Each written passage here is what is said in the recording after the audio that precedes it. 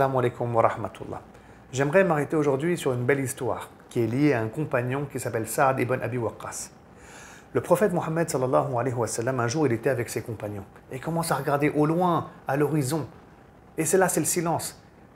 Et là, le prophète sallam, il va dire qu'il y a un homme du paradis qui va arriver de cette direction. Tous les compagnons vont regarder et ils sont curieux de voir qui va arriver.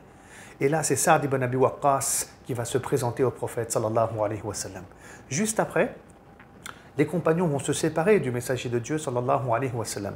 Et on a Abdallah ibn Amr ibn al-As qui va aller voir Saad et va lui demander: mais qu'est-ce que tu as fait d'exceptionnel? Qu'est-ce que tu fais comme adoration qui fait que tu vas aller au paradis? Que le prophète sallallahu alayhi wa sallam t'a même annoncé de ton vivant le paradis. Mais qu'est-ce que tu fais? On est curieux. C'est quoi ton secret? Et là, Saad ibn Abi Waqqas va lui répondre: sur le plan cultuel, je n'ai absolument rien fait d'exceptionnel. Par contre, je n'ai pas de haine, ni ne souhaite du mal pour le moindre musulman. Voilà, c'est ça la clé de la réussite de Saad. Donc tout d'abord sur le plan cultuel, c'est-à-dire sur le plan de l'adoration, il n'a rien fait d'exceptionnel. C'est-à-dire que dans le domaine du surérogatoire, il n'a pas fait au-delà du jeûne obligatoire énormément de jeûnes surérogatoires, comme le fait de jeûner un jour sur deux, et c'est le jeûne de Daoud.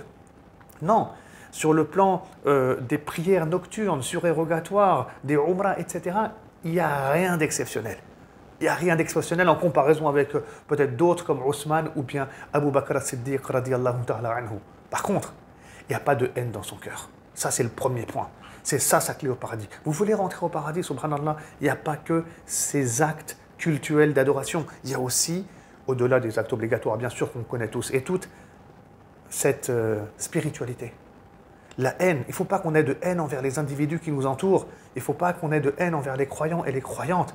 Moi, ce que je dis toujours d'ailleurs le soir quand tu dors, il faut que ton cœur soit vidé de toute haine. Il faut qu'il y ait du pardon, il faut qu'il y ait de l'amour, il faut savoir tourner la page. Des fois, on est tellement haineux que ça impacte même notre physique et on finit avec des médicaments qu'on achète à la pharmacie.